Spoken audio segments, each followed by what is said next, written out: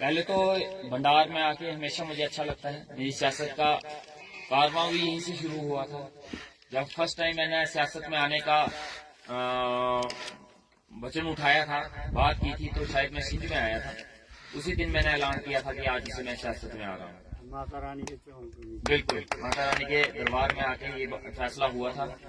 और मेरी election campaigning का लास्ट दिन भी यहीं पे हुआ था। हमारी कैंपेनिंग शुरू भी भंडार से हुई थी, खत्म भी भंडार में हुई है, और एमएलए बन के आए भी हम भंडार में हैं। इसके लिए आप सबका बहुत बहुत शुक्रिया, जिन लोगों ने, आप लोगों ने मेरा साथ दिया, दिन रात मेरे साथ चले, ताबन दिया, इतनी लीड से आपने यहाँ भंडार से हमें वोट दिया। जो कहा जाता था कि नहीं जनाब ये सिर्फ एक पार्टी की है, लोग हैं, सिर्फ एक पार्टी की तरफ जाते हैं, लेकिन आपका फैसला ये उन लोगों को जवाब है कि आप लोग कैंडिडेट देखते हैं, पार्टियां नहीं देखते हैं। इसके लिए मैं आप सबका बहुत बहुत शुक्रिया करता हूँ। जितना शुक्रिया अदा कर सकूं उतना कम है। इसके लिए आपका बहुत बहुत शुक्रिया। बाकी आप लोगों की डिमांडें, अभी तो मैं सिर्फ टूर पे नहीं आया हूँ, अभी तो मैं रिटायरमेंट पार्टी में आया था, तो उसके बाद मैंने सोचा कि मंदिर में माथा टेक लेते हैं। तो माथा टेकने के बहाने मैं आपसे मिल रहा हूँ, लेकिन मेरा टूर एक ऑफिशियल टूर होगा। आने से पहले मैं 2-3 दिन पहले बता दूंगा। जब भी अगला मेरा टूर होगा वो पूरी एडमिनिस्ट्रेशन के साथ होगा। उसमें पीएचई, जेई, एसडीएम, तहसीलदार साहब जितने हो सकेंगे हम कोशिश करेंगे, और वो एक दरबार लगाया जाएगा। जैसे मैंने आपके साथ इलेक्शन के टाइम एक वचन किया था, वादा किया था कि हम जब भी आएंगे तो यहाँ पे दरबार लगाया जाएगा। उसी वादे को पूरा करने के लिए अगला हमारा टूर बनेगा। हम एडमिनिस्ट्रेशन के साथ यहाँ आएंगे और मौके पे आपके फैसले जो है वो किए जाएंगे। मेरा काम लटकाने वाला नहीं है। मैं आपको एक चीज का इशोर कर देना चाहता हूँ, मेरे काम लटकाने वाले नहीं है। पहले मैं आपको बोलूंगा जाओ उसके कागज बनाओ, जाओ इसके पहले ये इकट्ठे करो, फिर मेरे दफ्तर में आओ, फिर उसके बाद ये मौके पे फैसले करेंगे। और मैं आपको बता देता हूँ, यकीन रखिए 80% इवन की 90% काम ऐसे हैं जो मौके पे हो जाते हैं, जिसके लिए कागज घिसने की और कलमे घिसने की जरूरत नहीं पड़ती। फैसले लेने पड़ते हैं, फैसले करने आने चाहिए, फैसले लेने आने चाहिए, और फैसले मनवाना आना चाहिए। और फैसले मौके और ये तकलीफें मौके पे ही हल हो जाती हैं, और वो फैसले हम मौके पे लेंगे और मौके पे ही मनवाएंगे और मौके पे ही हल करवाएंगे। रह गए जो बड़े बड़े मसले हैं, कोई रोड के प्रोजेक्ट हैं, हाई सेकेंडरी के हैं, स्कूल के हैं, वो प्रोजेक्ट बनाए जाते हैं, और वो प्रोजेक्ट भी मौके में आपके बीच में बैठ के आपकी सलाह के साथ बनाए जाएंगे। आपसे बिना पूछे बंद कमरे में किसी एक आदमी के साथ कानाफूसी करके कोई भी काम नहीं किया जाएगा। वो दौर खत्म हो चुका है, वो दौर अब नहीं चलेगा। अब जनता की सरकार है, आप लोगों की सरकार है, ये किसी पार्टी की सरकार नहीं है। किसी नुमाइंदे को अगर आपने चुना है तो वो दिल्ली से जीता हुआ नुमाइंदा नहीं है, वो श्रीनगर से जीता हुआ नुमाइंदा नहीं है। ये आपके लोगों के, आप लोगों ने इस नुमाइंदे को तैयार किया था, जमीन से तैयार किया था, और जमीन के बीच में रह के काम करेगा, आपके बीच में रह के। हर एक फैसले, हर एक डिसीजन आपके बीच में होंगे। पानी का मसला जैसे आपने किया, और पानी के महकमे के आपके बीच में ही है। पकड़ो इनको, घसीटो इनको अच्छे से, इनको लो काम इनसे। और मैंने जेई साहब को फोन कर दिया है, 1-2 दिन में जेई साहब यहाँ पे आएंगे, वो पूरा का पूरा भंडार का मौका करेंगे। क्या प्रॉब्लम है, कहाँ डिस्प्यूट है, कौन सी लाइन नहीं चल रही, होद में क्या प्रॉब्लम है, कौन से सोर्स सूख गए हैं, कौन से नए सोर्स हैं। आपने डिपार्टमेंट के साथ आपने जोर जबरदस्ती नहीं करनी है, किसी ने नहीं करनी। ये मेरे आपके साथ हाथ जोड़ के गुजारिश है। कोई भी डिपार्टमेंट के साथ ऊंची नीची बात नहीं करेगा, उसके लिए मैं हूँ, वो मैं करूंगा। मेरे पे छोड़ दो, डिपार्टमेंट से काम लेना। आपने प्रॉब्लम डिपार्टमेंट तक पहुंचानी है, नहीं हल होंगी वो फिर मैं कैसे करवानी है वो मुझे पता है, वो मैं करवा लूंगा। हाथ जोड़ के करूं, उनके पांव पकड़ के पकड़ूं, या उनको गले से पकड़ के करूं, वो मेरा काम है, वो आप नहीं करोगे, वो मेरे पे छोड़ दो। मैंने मौके पे कल परसों जेई साहब आएंगे, आपके इधर डिपार्टमेंट के ये भी हैं, ये सारा आप मौका करेंगे। जो भी प्रॉब्लम के है वो हम हल करने की कोशिश करेंगे। आपके रोड का मसला है यहाँ पे, अभी हम हेडमास्टर साहब के पास बैठे थे, ये आपकी लैंड का बहुत पुराना डिस्प्यूट है जो बड़े सालों से चल रहा है। कोई कहता है यहाँ पे हमारी जगह है, कोई कहता है हमारी यहाँ पे है, कोई कहता है बाउंड्री वाल यहाँ थी, कोई कहता है ये है। तो मैं ये 5 साल में ये मसले नहीं, इन मसलों में नहीं पढ़ना चाहता। मैं नहीं चाहता कि 5 साल में इसकी पेंचिंग करता रहूं। आप लोगों ने मुझे पेंचिंग करने के लिए नहीं बनाया, आपने मुझे काम करने के लिए बनाया है। और मेरा टाइम पेंचियों में वेस्ट मत करना। लेकिन एक पेंची मैं करूंगा जरूर इसकी। मैं तहसीलदार साहब को, एसडीएम साहब को मौके पे लेके आऊंगा, जो लैंड ओनर है वो भी यहाँ पे आएंगे, हेडमास्टर साहब भी आए, जितने कागज हैं सामने लाएंगे, और उसी दिन लास्ट फैसला होगा। जो फैसला होगा आपकी सहमति से होगा और वो लास्ट फैसला होगा। उसके बाद कोई पेंची स्कूल की नहीं पढ़नी चाहिए। किसी स्कूल की पेंची में पड़े रहे तो हम स्कूल के काम कब करवाएंगे? कल को हम यहाँ पे कोई कमरे बनाने होंगे, कोई क्लासरूम बनाने हैं, कोई कंप्यूटर रूम बनाने हैं, कोई लैब सेक्शन बनानी है, तो ये पेंची खत्म नहीं होगी तो ये काम कहाँ करेंगे? और भंडार एक नाम रहा है बनी की सियासत में। भंडार का नाम जब भी बनी की सियासत का नाम लिया जाता है, भंडार का नाम लिए बिना वो सियासत कभी पूरी नहीं हुई। और भंडार की सियासत से ही सियासतें शुरू हुई हैं। भंडार ने ही सियासत करना सिखाई है, भंडार ने ही लीडरी करना सिखाई है, भंडार ने ही स्ट्रगल करना सिखाया है। और आज वो भंडार सिर्फ एक छोटे छोटे मुद्दों पे फंस के रह जाएगा तो फिर हम भंडार के लिए क्या कर पाएंगे? हम चाहते हैं इस भंडार के लिए कुछ कर पाए, हम चाहते हैं मास्टर जी के लिए कुछ कर सके हम यहाँ पे, लेकिन मुझे करने का मौका दो। इन मसले जो है, इन मसलों को खत्म करो, आपसी मसले खत्म करो। रह गई रोड की बात, यकीन मानिएगा, ज्यादा नहीं मैं कहता, साल 6 महीने के अंदर अंदर आपका रोड हम लास्ट तक पहुंचाएंगे। मैंने आज आपको बोल दिया, तो जरूर पहुंचाएंगे। लेकिन जब रोड निकलेगा बीच में फिर से प्रॉब्लम इशू नहीं आने चाहिए। मेरी जगह आ गई, अब मैं यहां से नहीं निकलने दूंगा, अब मैं यहाँ स्टे लगवा दूंगा, तो फिर ऐसे ही करना है तो फिर काम ही क्यों करने हैं? ये इशू नहीं आने देना, रोड हम पक्का के लेके जाएंगे। आपकी हाई सेकेंडरी का मसला है, इसकी फिजिबिलिटी जैसे इन्होंने बोला, पहले इसकी फिजिबिलिटी बनानी पड़ेगी। उस फिजिबिलिटी को बना के जैसे वो बनती है उसके बाद आपकी हाई सेकेंडरी के लिए भी पूरी ईमानदारी से लड़ाई लड़ेंगे। क्योंकि अब भंडार की हाई सेकेंडरी के लिए एक लड़ाई लड़नी पड़ेगी, इतनी आसानी से मिलेगी नहीं, क्योंकि उसकी फिजिबिलिटी लेके एक टप्पर में हाई सेकेंडरी खोल दी गई है। अब इसकी फिजिबिलिटी के लिए कंसर्निंग स्कूल्स, पॉपुलेशन, जो इनका क्राइटेरिया है हाई सेकेंडरी का, वो हमें देखना पड़ेगा। कितनी कमी पेशी आती है, कितनी कमी रह जाती है इसको हाई सेकेंडरी बनाने में, पहले वो हम उसके साथ डिपार्टमेंट के साथ बात करेंगे, फिर उसके ऊपर काम करेंगे। और कोशिश पहले दिन से ही हम ये करेंगे इसको हाई सेकेंडरी का दर्जा दिया जाए। लेकिन मैं आपको 100% गारंटी नहीं दूंगा, क्योंकि जो मेरे हाथ में 100% नहीं है मैं उसका वादा नहीं करता। इसके ऊपर मैं आपको गारंटी 100% की ये दूंगा कि कोशिश मैं 100% करूंगा। हाई सेकेंडरी बनाने के लिए 100% कोशिश मैं करूंगा। बाकी डिपार्टमेंटली फिजिबिलिटी जहाँ कुछ ऐसे 2 पेज नहीं फंसने चाहिए, बाकी मेरी तरफ से कोई अड़चन नहीं है। बिल्कुल हम सारा कुछ करेंगे, वो सारी मैंने कहा सारा जोर, अगर कोशिश अगर जरूरत पड़ेगी तो हिमाचल वाला भी कोई बीच में घसीट लेंगे। हम भी चाहते हैं कि ये बने। जीवन लाल वहाँ गए ना माता के दरबार में, उधर उन्होंने कहा था, उधर हिमाचल के लोगों ने भी डिमांड रखी थी, ठीक है, कि हम भी यहाँ पढ़ते हैं इस हाई स्कूल भंडार में, हमें 2 हाई सेकेंडरी। बोला हम दे के जाएंगे, इस माता की कसम बोर्ड तब मांगे। नहीं, मैं कसम नहीं खाऊंगा, मैं झूठी कसम नहीं खाऊंगा, ना मैं झूठी कसम मैं नहीं करूंगा भाई, मैं झूठी कसम, मैं भगवान की झूठी कसमें नहीं करता, तो ना करूंगा, ठीक है ना? क्योंकि उसके बाद जो होता है वो आपके सामने ही है, तो वो मैं नहीं चाहता मेरे साथ, ठीक है? इसका मसला हम देखेंगे, इसकी आप टेंशन नहीं लो। बाकी और भी इसके मॉडर्न विलेज की बात आई, आप किसकी बातें करें, किस किस के कपड़े उतारें? मॉडर्न विलेज ये मास्टर लालचंद जी की देन थी, उनके नाम पे नेम प्लेट भी लगी है, लेकिन पैसा कोलैप्स हो गया। किसकी नालायकी? ऐसा हुआ क्यों? मॉडर्न विलेज के लिए अगर पैसा आया तो उन 10 सालों में वो पैसा कहां गया? नीयत नहीं थी जनाब उन लीडरों की, पैसा कोलैप्स कर दिया गया। भंडार पे पैसा नहीं लगना चाहिए, पैसा कोलैप्स हो जाए लेकिन भंडार पे पैसा नहीं लगना चाहिए। भंडार की हाई सेकेंडरी कैंसिल कर देनी है, लेकिन भंडार को हाई सेकेंडरी नहीं मिलनी चाहिए। भंडार के रोडों के स्टे लग गए, स्कूलों के मसले उठ गए, पानियों के मसले उठ गए, FIR लग गई, पानी की पाइपों पे FIR लगी, स्कूलों पे FIR लगी, सड़कों पे दंगे फसाद हुए, सड़कों पे FIR लगी। भंडार की ये हालत करके रख दी 10 सालों। क्या भंडार इसके लिए था? किस डिपार्टमेंट को लेके इस 10 सालों में भंडार के नाम पे आज FIR नहीं है दर्ज? यहाँ पे रोड के लिए FIR है, स्कूल के लिए FIR है, पानी के लिए FIR है, किस चीज के लिए FIR नहीं है? सिर्फ 10 सालों में भंडार के नाम पे FIR लगी, दंगे फसाद हुए, लेकिन डेवलपमेंट के नाम पे आप भंडार में दिखा दो कोई एक नया पत्थर लगा हो तो।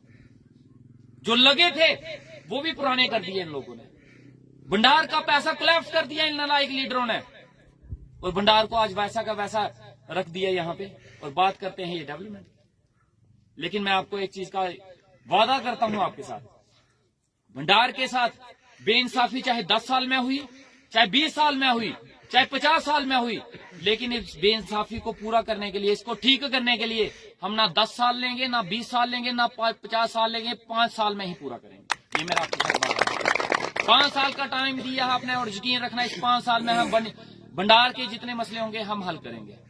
और माता रानी का आशीर्वाद रहना चाहिए, भगवान का आशीर्वाद रहना चाहिए, नागराज का आशीर्वाद रहना चाहिए। ईमानदारी से चलेंगे, ईमानदारी से जैसे आपने साथ दिया है हमारा आज तक, बस इसी तरीके से साथ चलना, मिलके चलना, अपने पर्सनल इश्यू साइड पे रख देना। अगर गांव की तरक्की चाहते हो तो पर्सनल मसले साइड पे रखने पड़ते हैं। अगर पर्सनल मसले देखने हैं तो फिर गांव की तरक्की नहीं होगी। अगर आप पर्सनल मसलों में मेरे को फंसाओगे तो फिर मेरे से डेवलपमेंट नहीं होगी। अपने पर्सनल मसले खुद हल करो, मुझे पब्लिक के लिए और आम लोगों के लिए और पूरी जनता के लिए और पूरे गांव के लिए काम करने दो। मुझे पर्सनल मसले में मत लाओ कि मेरी ये जिद है उसके साथ, तो कोई मुझे बोले कि मेरी जिद उसके साथ निकाल, मेरी जिद उसके साथ है तो उसको रोड नहीं दिला, मेरी जिद उसके साथ है तो उसको डंगा नहीं देना, मेरी जिद है तो उसको टैंकी नहीं देना। ये मसले लेके आओगे तो मैं कुछ भी नहीं करूंगा, सीधी सी बात। ये मसले नहीं लेके आना। बाकी जनरल काम जो है आपके गांव के 100% होंगे। यहाँ रोड का जैसे इन्होंने बोला पीछे कुछ मोड़ हैं जो 2-3 ठीक नहीं है, इस रोड को हम क्लियर करवाएंगे, खुला करवाएंगे। और जिस दिन ये रोड क्लियर हो गया उसके हफ्ते के अंदर अंदर हम जम्मू टू भंडार SRTC बस आपको देंगे। ये मेरा आपको, जिस दिन ये रोड क्लियर हो गया उसके हफ्ते के अंदर अंदर जम्मू टू भंडार बस आएगी, SRTC बस आएगी। ये मेरा आपको, अभी भी आ सकती है, मैं अभी भी दे सकता हूँ, लेकिन अभी वो पहुंचेगी नहीं तो फायदा क्या? रोड ठीक नहीं है। भगवान ना करे अगर हम जबरदस्ती बस लगा दें, कल को ऊपर नीचे कोई होगी, कोई दुर्घटना होगी तो क्या फायदा उससे? पहले हमें रोड क्लियर होने दो, उसके बाद आगे दो। ये मसले सारे हैं, ये नहीं है कि हल नहीं होते क्यों नहीं होते?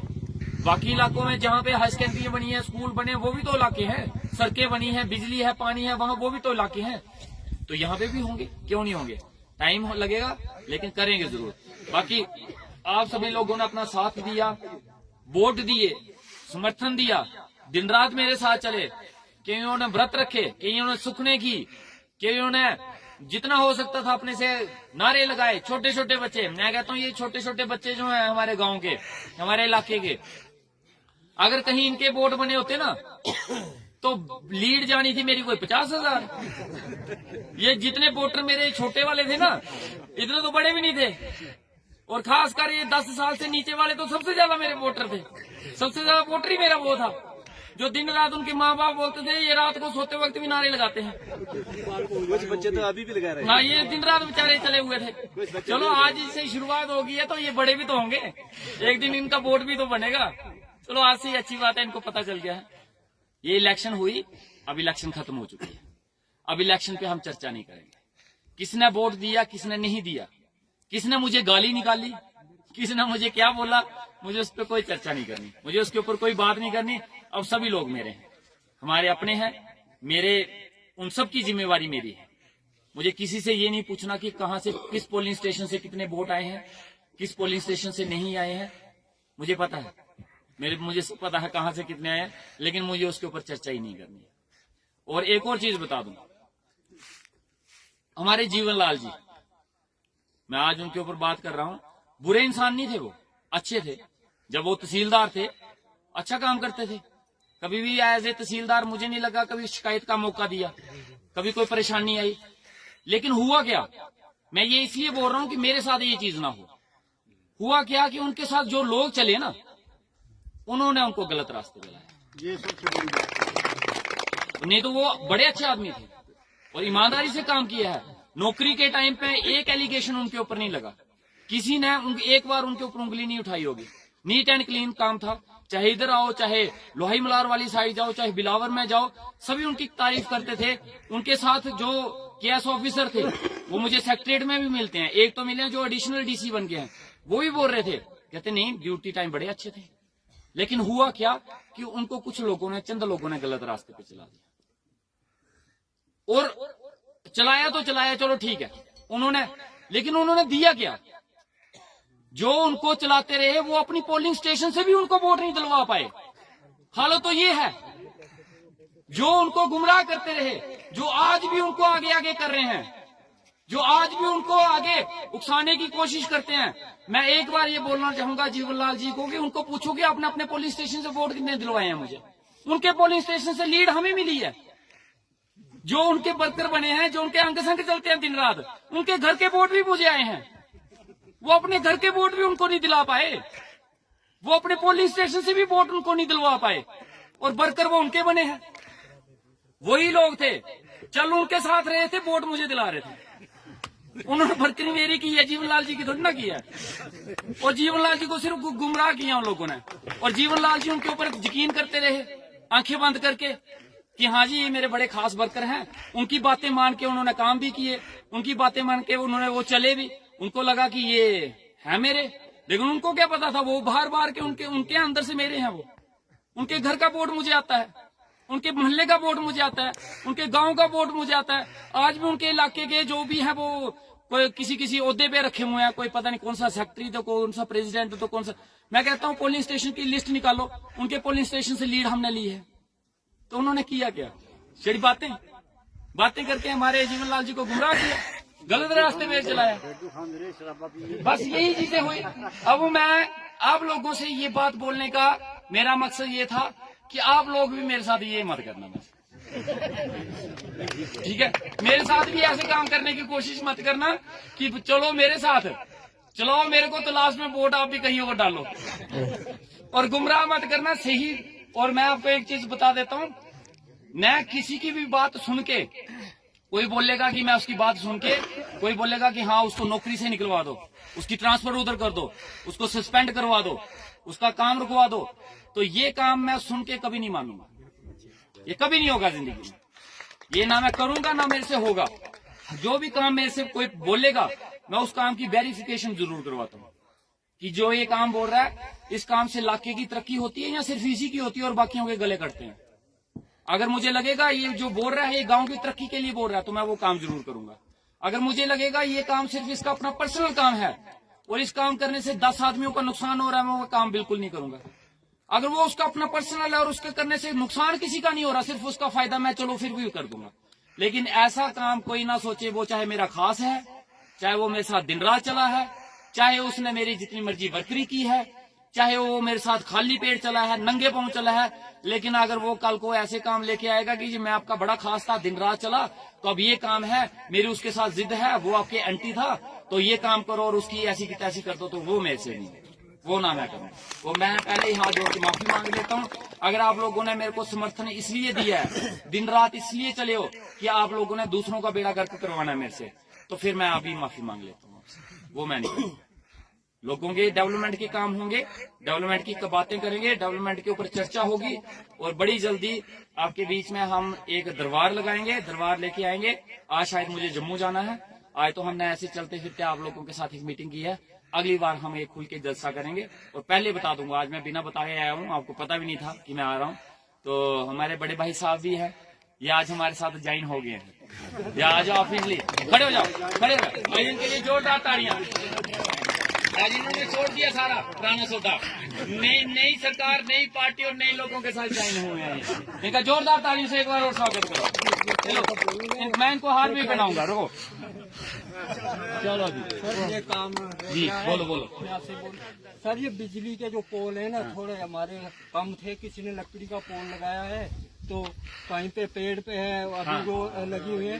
तो पहले तो बोलते थे ये बिजली वाले के यहाँ रोड नहीं है, कोई खंबे नहीं लाता। अब तो रोड भी है ना, ये मसला तो थोड़ा सा है, जितना है वो बिजली वाले बोलेंगे तो हम आपके साथ रखे, तो उनका पोल जो है वो अब तो पहुँच सकते हैं, इतनी लापरवाही करना। बिल्कुल इसकी फिक्र नहीं करो आप।